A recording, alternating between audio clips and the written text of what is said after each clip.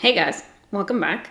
I wanted to do a video talking about some postpartum things. It's been a hot minute, you know what I mean? I'm not getting ready for this video because I don't want to. Let's jump into it, shall we? I asked you guys what questions you had for me on Instagram, and I'm gonna answer some of them now. This is a video about postpartum things. But I'm not even,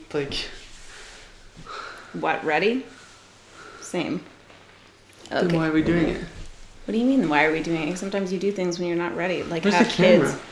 Right there. There was a few questions that were specifically for you. Do you really need all these lights on? Yes. Do you want me to turn one off? Turn the highest one, shooting from the top down. Oh, there. That's better. You want it to be moody? Yeah. What was your experience whilst I was giving birth? The actual labor? It was, I wasn't journaling at that time, so I don't know how to think about this for a second. Okay. I felt like, I think as a man, A man. I just felt like almost like this, like, instinct to protect you. Like with the epidural. Yeah, I don't know. It was just like I felt like a huge sense of like protecting you. So, and I wanted you to be like as comfortable as possible because it's hard watching you in pain. That's what I told like my friends and stuff. It's like it's hard to see someone go through that much pain and you can't do anything about it. So you just have to like ride it along with them. So that part sucks when you can't like make you feel better. Then also I was focusing on not like being like the center of attention or anything. Like trying not to like take any attention away from you. So like when I almost fainted with the epidural, that I was trying not to be like get attention, but I also was gonna faint. I think it was massive. And then when they're telling you to push and stuff, I was like going and like trying to hold my breath as long as they're telling you to do it, and like I was like dying. So then I'm like, oh god, how is she doing this? I was just trying to like participate as much as I could without like I said, taking any attention from you, but also like trying to like comfort you the best I could. At first postpartum, what was that experience like for you? Like honestly, I was so focused on the baby for the first at least like week or two. But you said I was more attentive and stuff. Mm-hmm. But in my memory, it was like I knew you went through like a traumatic experience, and again, I was trying to like ease your pain and like try to make your life as easy as possible. But my memory of it the most is just like being overwhelmed with the baby. Yeah, with the baby. Mm-hmm. So just like every thought process was about it, the baby. Yeah, well, and I think you had a harder time with like the lack of sleep and all of that too. Yeah, I still do. How do you feel like our relationship has changed? A lot of people asked. It's changed quite a bit, actually. Obviously, I had a lot of respect for you before, but just seeing you with the baby, just like how like knowledgeable you are about like what to do and like how calm you are, that gave me even more respect for you and love and stuff. And also I felt more connected with you because you were being patient with me when I was overwhelming myself. So do you feel like our relationship is better than because of it? Oh yeah, for sure. Oh, and now obviously we're like a family, so I feel more like again urged like to protect and like support you guys and stuff. And like I have more of our future in mind when I do stuff, like my actions and like what I'm planning for the future. And then I'm going to preface this by saying that Matt's god awful with timelines.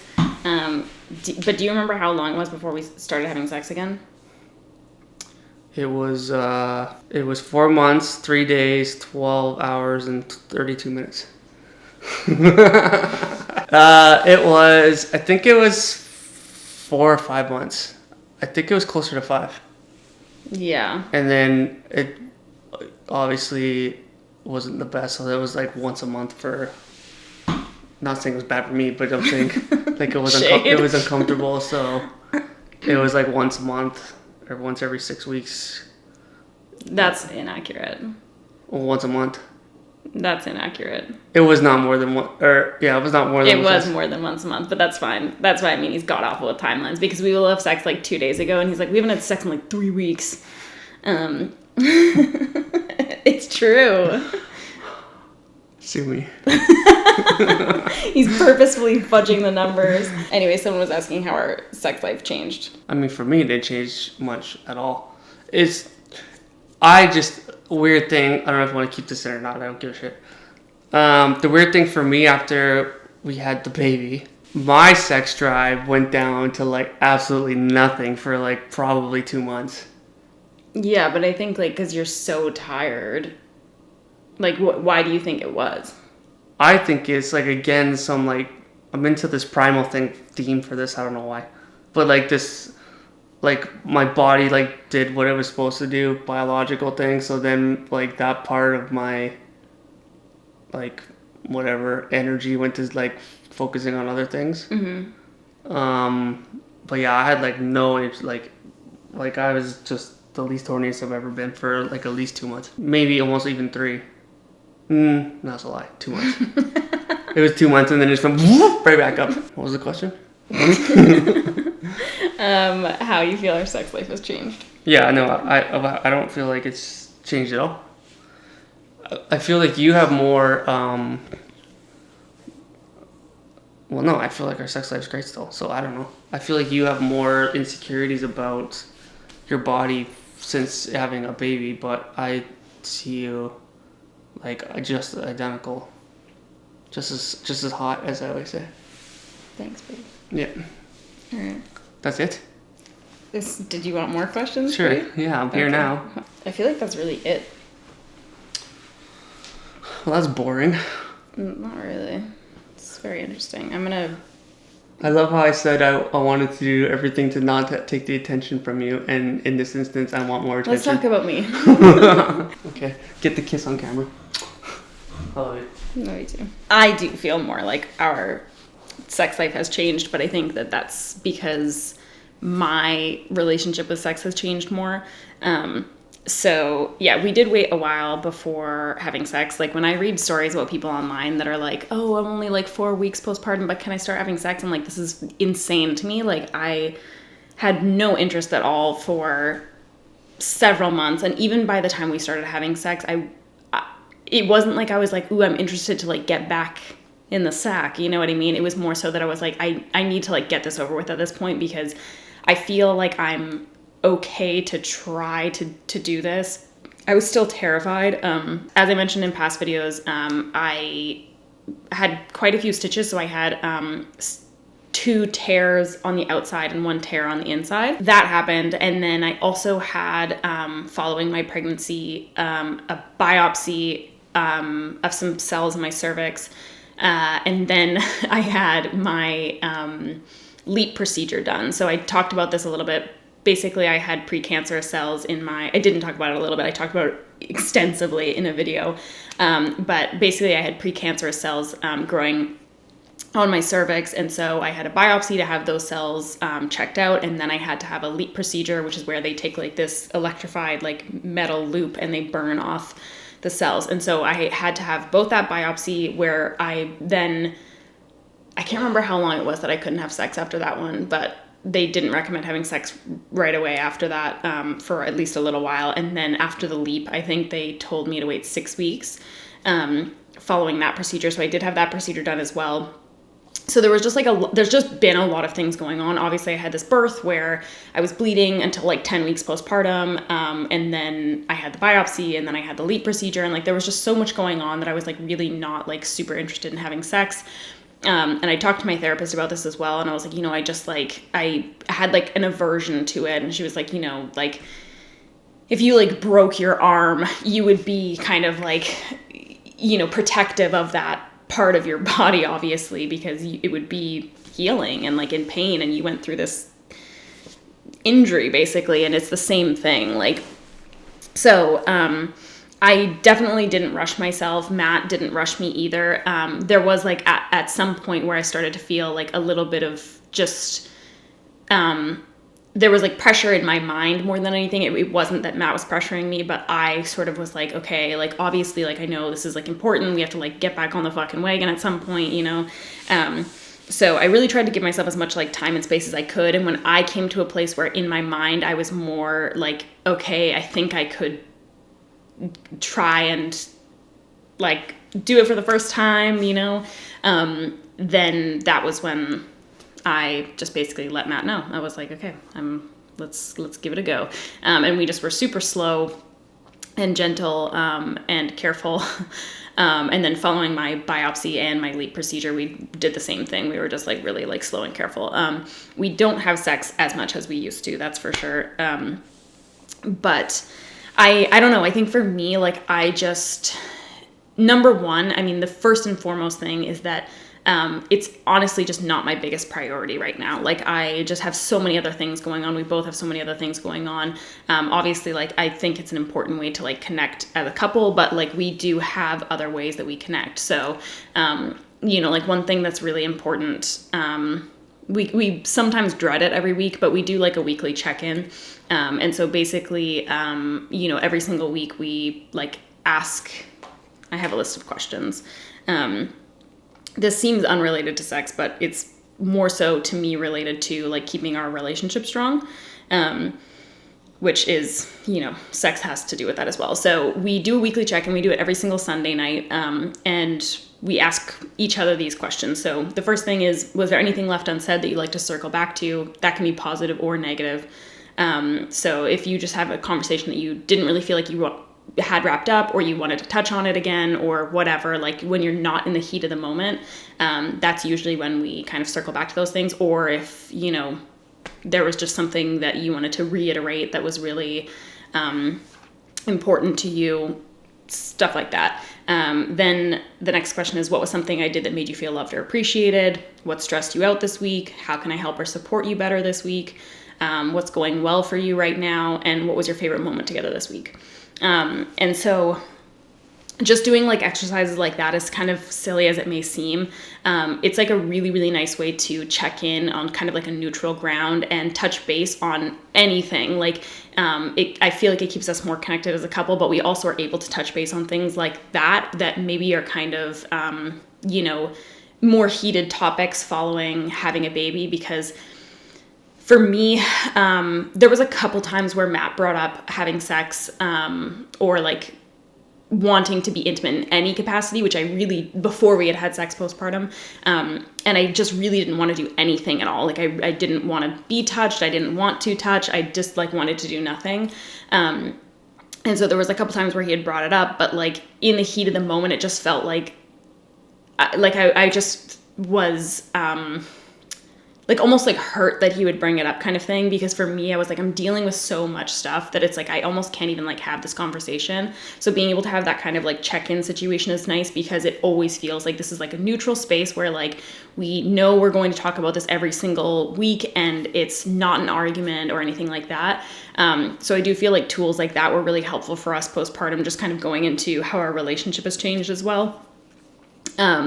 And then that's also a great time I've found for like, if I'm needing more support from Matt, as a parent, that's like a great moment to bring it up, because I find that if I bring up things in the moment, sometimes it can be like a little frustrating, because parenting is hard. And if you feel like you're being criticized in the middle of like trying to parent, or being in like a frustrating moment of parenting, it can be like more difficult to receive that feedback.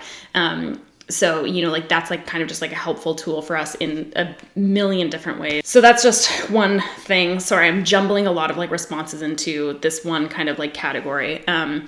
But the other thing with the sex side of it, Matt had kind of mentioned that I was like feeling insecure about my body. And I wouldn't say that I feel more insecure about like my body overall than normal. Sorry, my battery just died on my camera. So I wouldn't say that I'm feeling like overall more insecure, but I do feel more insecure about that part of my body specifically. There were some changes made. So basically, because I had this, the one external tear was on my like inner labia basically. And the way they stitched it back together made things look extremely different down there, which it really doesn't matter. Matt doesn't give a shit. I want to say I don't give a shit, but I do. And it's not because it matters what that part of your body looks like. To me, it's hard for me to see like my breasts and, you know, like my vagina and all that kind of stuff as sexual parts of my body now, because to me, like, they served this like greater purpose, and I can't separate myself mentally and emotionally from that experience. And so I think because like visually and just like physically feeling that part of my body is different now, I don't know. It just kind of makes it hard for me to get back into this feeling of like myself as like a sexual being.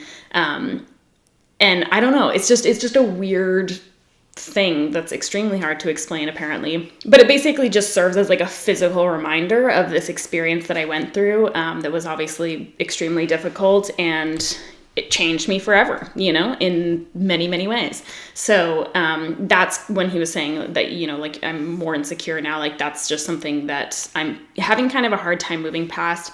But I will say that, you know, obviously at first I was very scared to start having sex again, but it wasn't as bad as I thought it was going to be. It was fairly painful for me in the beginning, but again, we just took it extremely slow and careful, and it gets better all the time and less uncomfortable all the time. I do find that for some reason, every once in a while, I'll have like very, very, very bad cramps following us having sex, which is just shitty, and there's no like rhyme or reason to it really, so I don't know why it's happening, or what it is kind of like stemming from. I can't really like pin it to anything in particular, so that's just kind of something that I noticed as well, but that's about it. To go back to people asking like how our relationship and stuff has changed, I do feel like I hesitate to say this because I don't want to romanticize it, but I do feel like our relationship has been stronger as a result of it. And I think that that has less to do with having had a baby and more to do with like us being forced to communicate better, which we did try really hard at communication anyways beforehand, because Matt and I's love languages are completely different. We do communicate very differently, just like always have.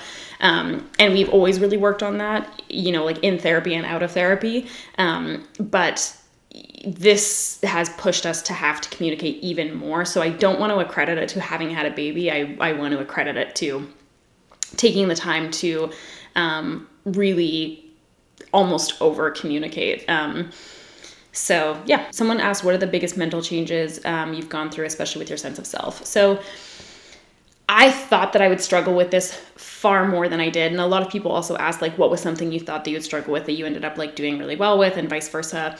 One of the things that I was most concerned about is like losing that sense of self and like losing myself in motherhood, because that's something that I feel like people talk about a lot, and it's something that I see a lot. And I think especially for people that don't have kids, when they watch other people go through parenthood, it seems like it's like this suddenly like all-encompassing thing, and it's like, oh, like you were this like whole person and now you're like a mom, you know what I mean? Like, I don't know, it's just that's kind of how it was to me from the outside looking in before I had kids.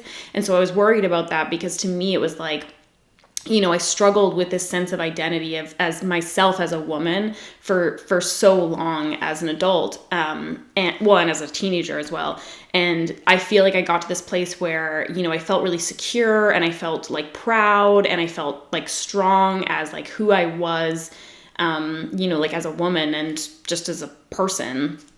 And so I was kind of scared, like, you know, if I have a kid and it becomes this all-encompassing thing, because of course it will, it changes your life completely, will I not feel like myself, and will I feel like now I'm like just a mom, you know? Like, I don't know why I was like struggling so much with this idea of, I mean, it changes your identity, it can change your identity. But honestly, I don't feel that way. I guess. I mean, I could talk about being a mom constantly, and like obviously it's a huge part of my day, like it's a huge part of my life, like you know, but I don't feel like that's all that I am. I mean, it's everything that I am, you know, and yet it's not all that I am. That makes sense? No. Part of what's been really difficult for me postpartum. I feel like I'm just sinking down into my chair more and more, and at the end of the video I'm going to be like down here. But I think part of what's been difficult for me and part of what's probably helped my postpartum journey is the fact that I hadn't stopped working postpartum.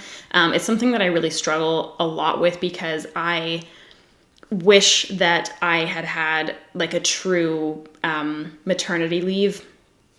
But at the same time, I know that that's something that a lot of people struggle with when they do take a maternity leave, and then they feel like, oh my God, I'm like, I want to like talk to adults, and like, I want to get back to like having a part of my day that isn't just being a mom. And, so, you know, I think that probably benefited me as much as like, it has been difficult as well. But, you know, I also try to, once we put the baby down for bed and stuff like that, like I do try to dedicate at least an hour or two to doing something that I like to do for me in the evening.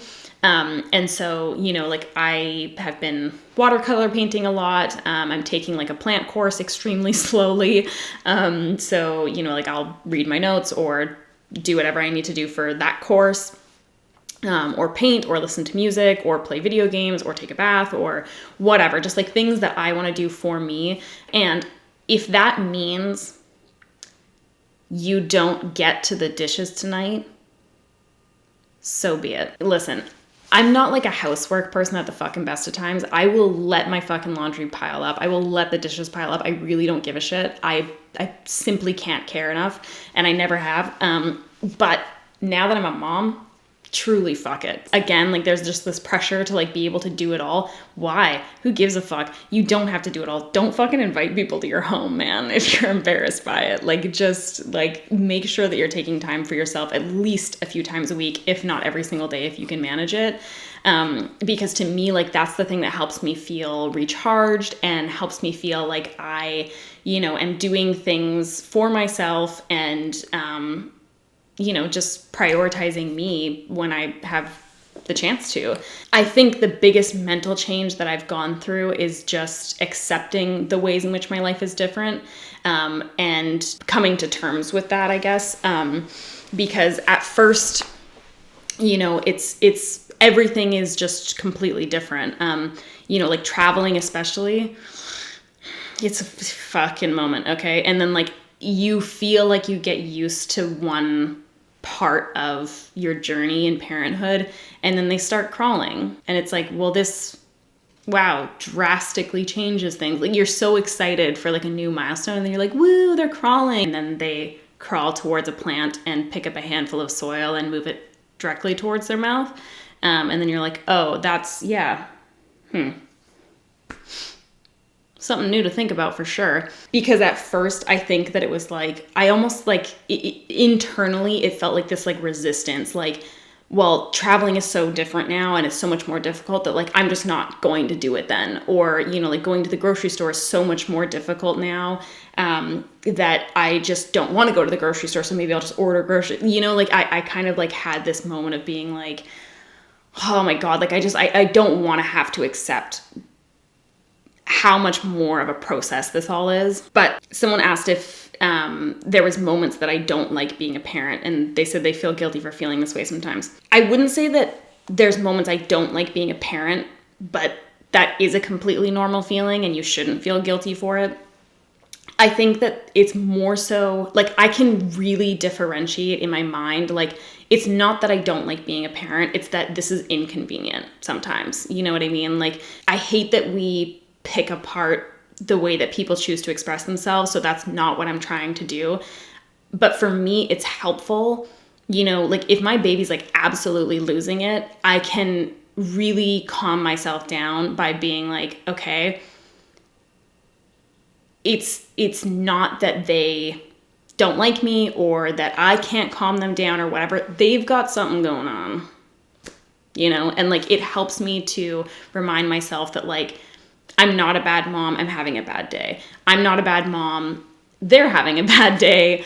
You know, I'm not bad at breastfeeding, I'm learning. It's not that I don't like being a parent, it's that it's more difficult to do things while being a parent and having a baby with you. And to me, like that really helps separate a lot of like the guilt and shame and frustration as well out of this whole experience so that I can just kind of like, you know, roll with the punches, basically. And someone else also asked, like, do you struggle with missing your old life? It's not that I miss my old life in that, like, I wish I didn't have a kid sometimes. It's more that I'm like, oh, I miss how easy and seamless it was to do literally anything. Like, you just want to pick up and go to the mall. Okay, pick up and go to the mall. Like, you want to be gone for 10 hours doing something, go do it. Like, you want to, like, you know, just jump on a phone call and be on that phone call for 2 hours. Like, no problem. Like, that's the part that I'm like, oh, it's hard to adjust to this. But again, I will say, just doing those things, just doing what you're like, oh, this is so much more of a pain in the ass now. The more you do it, the less stressful it is and the less frustrating it is, because like, I love eating out for dinner.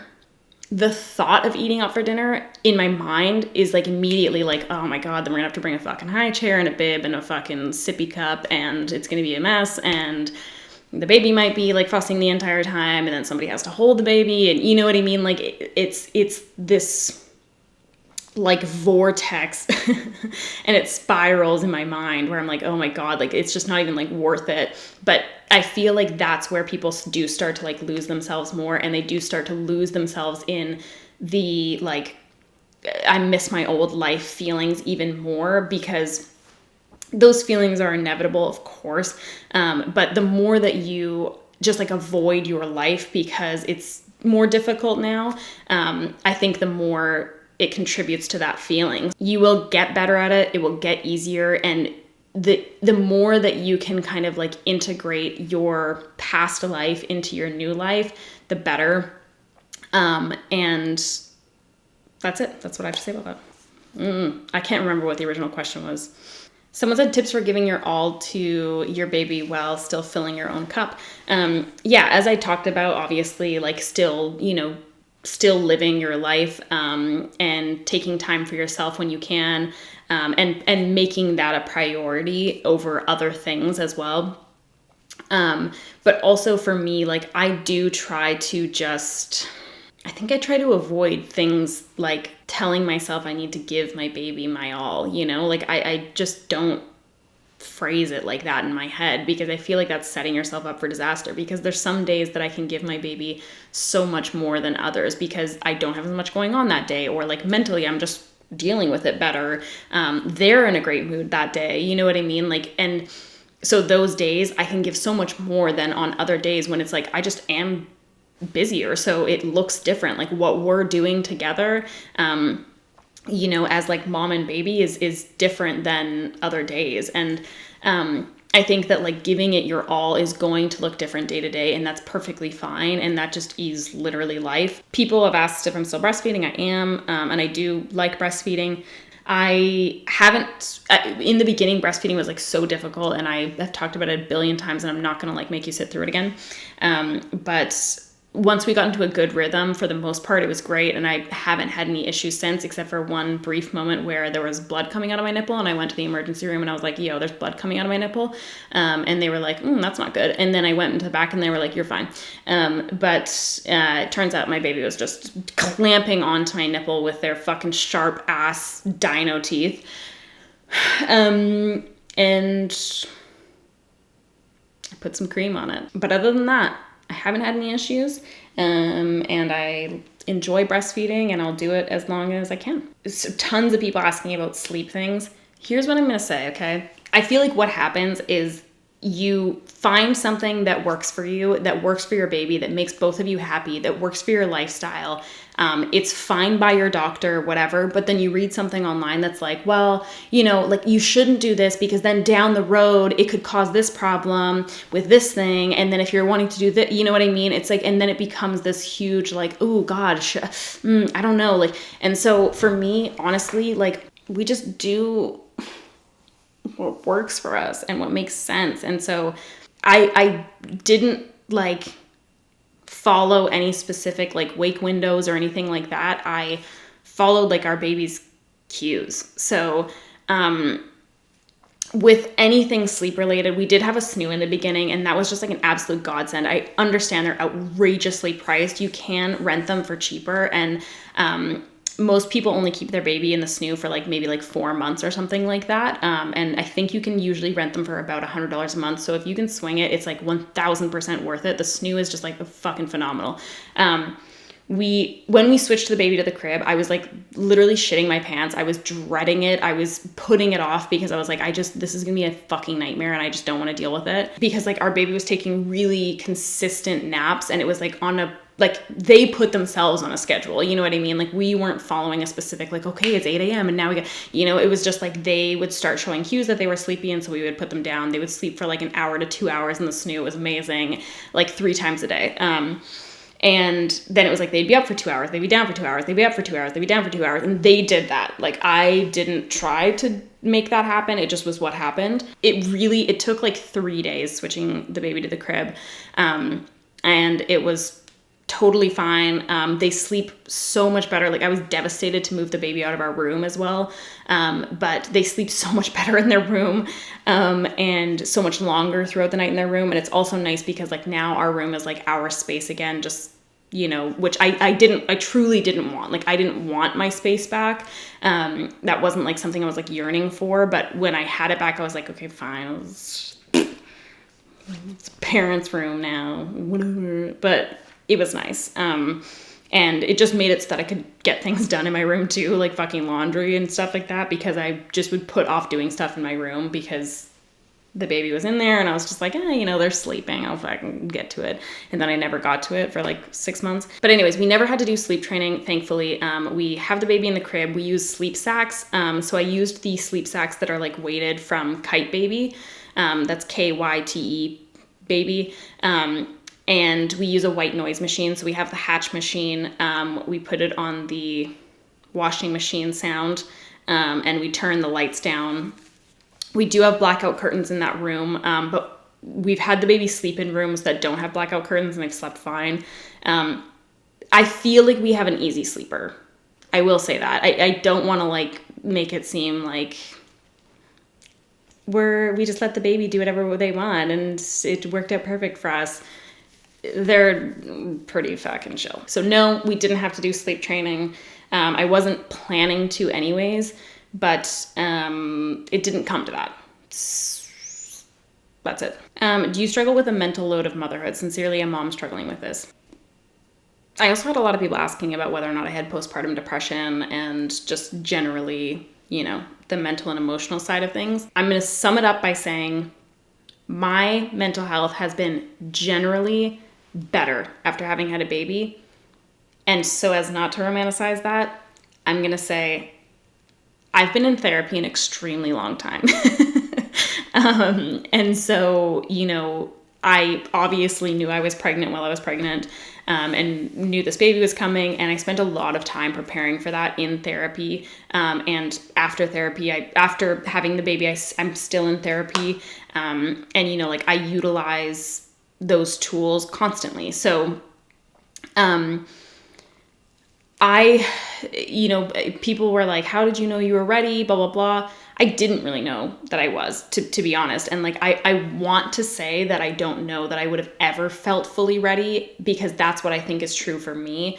That might not be the case for others. There might be others that are like, no, I want to be a mom right now and I'm ready. I knew that I wanted kids. I knew that I was like, okay to start trying. And then when I got pregnant, I was like, well, this changes things, doesn't it? I started having a moment of like, ooh, Jesus. And I was a little bit kind of scared. So I don't think that I felt like fully like, I've got this, I'm ready to be a mom. I just was like, it's happening now, so let's do it. In terms of like, a lot of people are asking me about mom guilt as well and stuff like that. I just don't accept it into my life. I know that I'm a good mom because I just fucking feel it in my bones, I care deeply about my child. I love them. I love spending time with them. I also get burnt out and sometimes, need to step away to do other things that are just for me. And I also know that that doesn't make me a bad parent. I feel like I'm at a much different point in my life mentally and emotionally on my own outside of having had a baby, that it makes it a lot easier to cope with having a baby. And like that whole side of parenthood, because I can rationalize and I can tell myself, even when I'm under pressure, even when I'm really struggling, even when I'm having a really hard day or a really hard time, I can still tell myself that, like, you know, I know that I'm a good mom, and I know that I'm just like stressed right now, and that I'm just struggling, and the baby's having a hard time, and, you know, we're going through a little bit of a phase and whatever. Like, I can rationalize all of that. And that's not because I'm a better parent than you. It's because I've spent countless hours, countless dollars going to counseling to be able to like hone those skills and apply them into my life. And I work extremely hard at it. And I worked extremely hard at it before having a baby. So now at this point in my life, it's a lot easier for me to implement those tools. So honestly, I just like give myself and the baby and Matt and everybody else a lot of patience and grace, and I just basically let shit go. You know what I mean? Like, I really don't try to put additional pressure on myself. I accept the fact and give myself grace for the fact that, like, just existing with a baby is difficult, let alone being a stay-at-home mom, let alone working and being a mom. You know, like, whatever your situation is, if you have an easy baby, if you have a difficult baby, if you are a single parent, if you have like a good support system around you, like, no matter what, your circumstances are difficult and easy, all wrapped up into one in comparison to somebody else for different reasons, you know, and it's okay. And you deserve the patience from yourself. You deserve patience from others, and you're learning, and it's a huge fucking thing.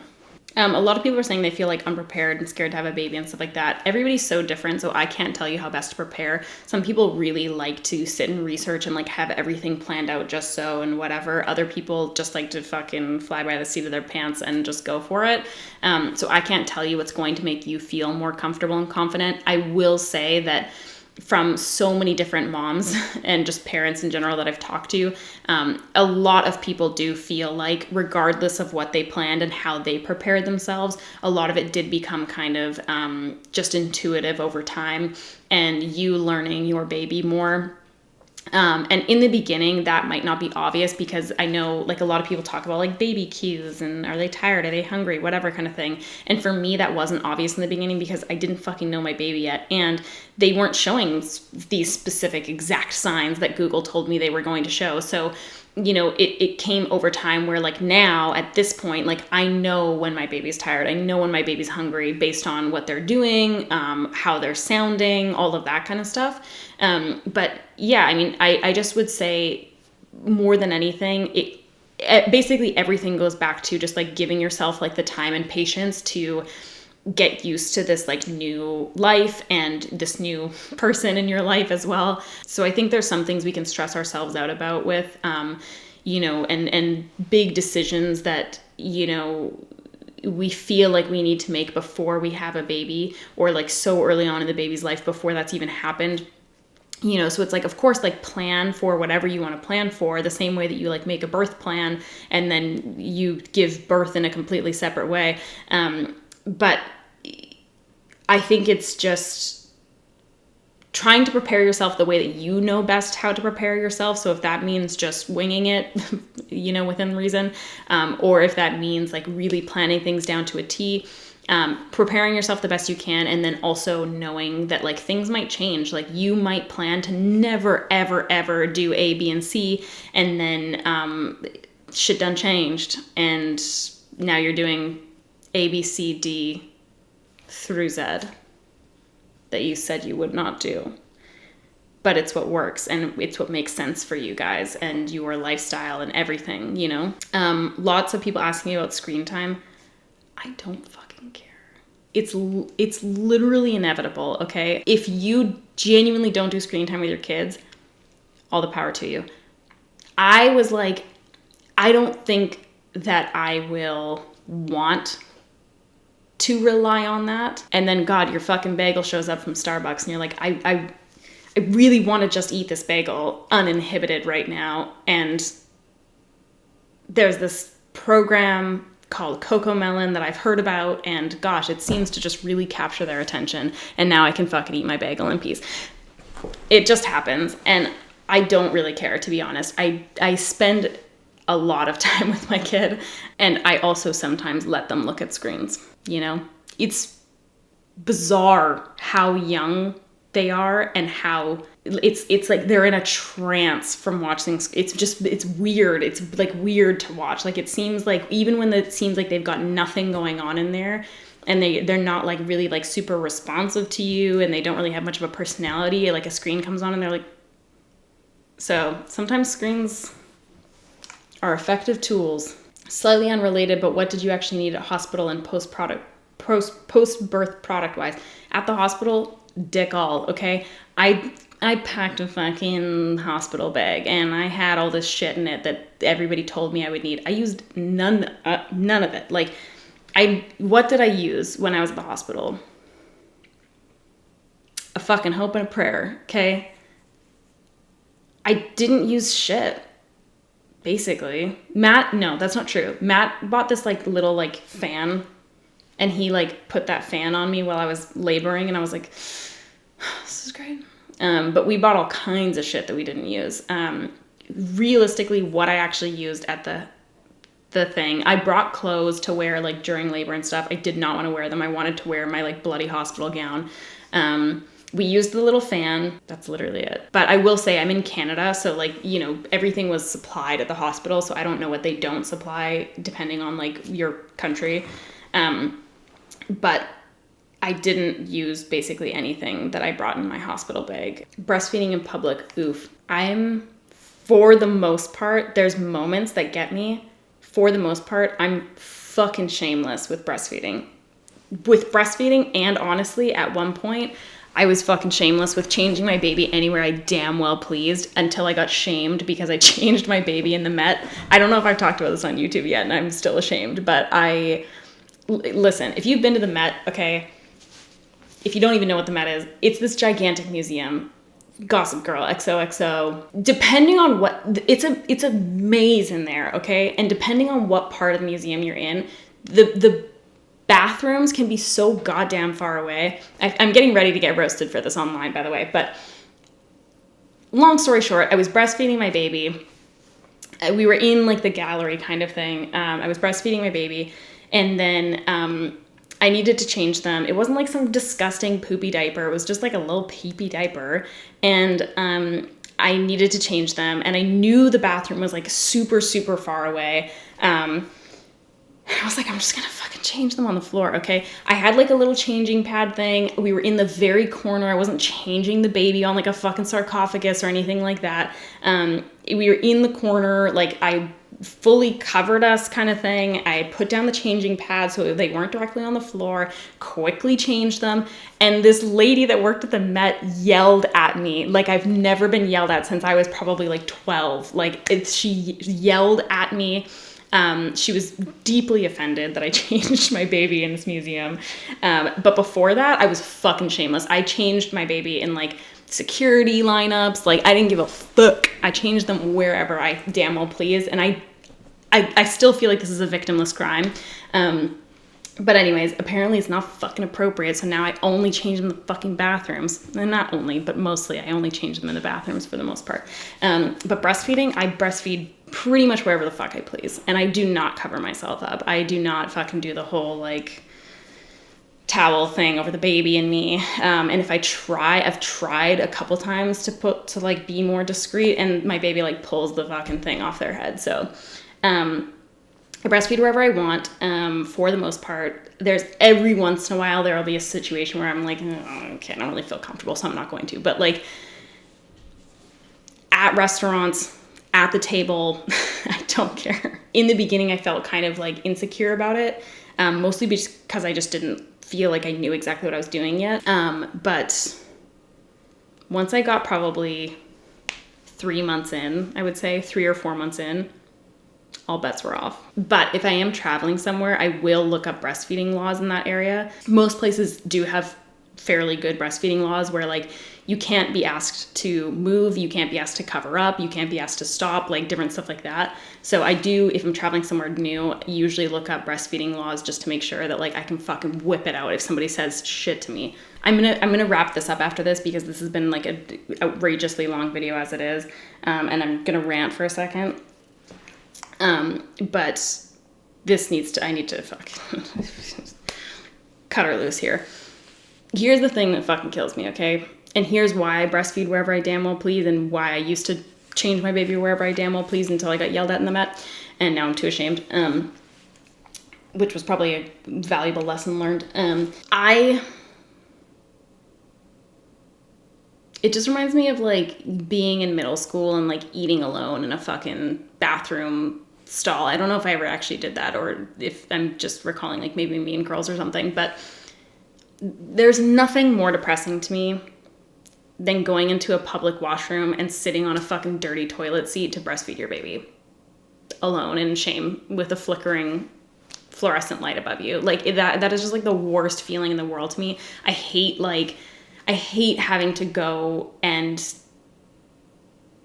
step away to do this thing that's completely fucking normal and natural and everyone needs to get over it. I hate it. It just feels shitty and gross to me, and I just like don't like that feeling. So I breastfeed wherever I want because I don't want to ever feel that feeling, basically. And there you go. That's my thoughts. That was not that long of a rant. I was able to get that out in a fairly concise way. Anyway, there was so many questions I didn't get to because, as always, I spent 20 minutes responding to every question. But I can do this another time. We can do another one of these things. And for now, I'll leave you with that. Thanks for your questions. And goodbye. I cannot believe it's 10:30 at night. That day really got away from me. Bye.